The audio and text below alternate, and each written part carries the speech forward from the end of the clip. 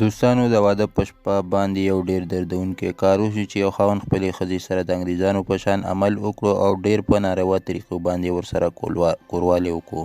نور څه پیښ شوي دي د دغه ویډیو مکمل تفصیل او د دغې ښځې خبرې تاسو سره هم شریکوم. ویډیو را سره تر اخرې پورې وګورئ چې د ټولو معلوماتو نه خبر شئ. کوم ملګري چې زموږ په چینل کې نوي دي او زموږ چینل یې نه سبسکرایب کړی نو مهرباني وکړئ زموږ چینل در سره سبسکرایب کړئ او خوا کې ورسره د ټلې نشان ووهئ چې داسې معلوماتي ویډیوګانې درته په اسانه دررسي. سلامونه دوستانو، دغه ویډیو در سره شریکوم خو له ټول هر څه نه مخکې یو څو خبرې ضروري ګڼم چې نن سبا موبایل د هر سړي په لاس کې دی او اکثر ځوانان په موبایل کې مصروفه وي. نو د موبایل په ذریعه باندې څه داسې ناروا او فحش فلمونه ګوري چې هغه انګریزانو جوړ کړي وي. دغه ځوانان چې واده یې نه وي کړي دغسې فکر کوي چې د واده نه پس به موږ هم د خپلې ښځې سره په دغه طریقه باندې کوروالی کوو چې دغه ډیر زیات مضر ثابتېدلی شي، ځکه چې فکر وکړو نو دغه خراب فلمونه د یو پلان تر مخه جوړیږي او دغه فلمي اکټرانو ته یو قسم دوایي ورکړل کیږي چې د هغې نه وروسته بیا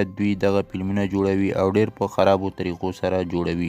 نو الحمدلله زموږ ستاسو یو مسلمانه ټولنه ده، موږ ته نه دي پکار چې هغه کارونه وکړو چې په هغې باندې الله او د الله رسول صلی الله علیه وسلم خفه کیږي. دغسې یو ډیره افسوسناکه واقعه مخې ته راغلې ده چې یو سړی واده یې کړی و او د واده په شپه باندې هم دغه فکر کوو چې زه به هم په داسې خرابو او ناروا طریقو د ښځې سره کوروالی کوم، ځکه چې هغه ته دا معلومات نه و چې داسې طریقې حرامې دي. کله چې هغه دغه عمل کړی دی او په ډیرو ناروا او په غلطي طریقو یې کوروالی کړی دی نو ښځه یې تر دې حده پورې زخمي شوې ده او خوږ شوې ده چې هسپتال ته یې په ډیر بد حالات کې ورسوله او بیا یې د هغې نه وروسته په هسپتال کې د هغې علاج شروع شو. سړي ته بیا وروسته معلومات وشو چې ما دا څه کړي ښه مې نه دي کړي. دوستانو دا یو واقعه نه ده، داسې ډیرې واقعګانې تیرې شوي دي، کیدای شي چې تاسو به هم لیدلي وي او نن سبا ډیر ځوانان په داسې ناروا او پلیت عملونو اخته شوي دي.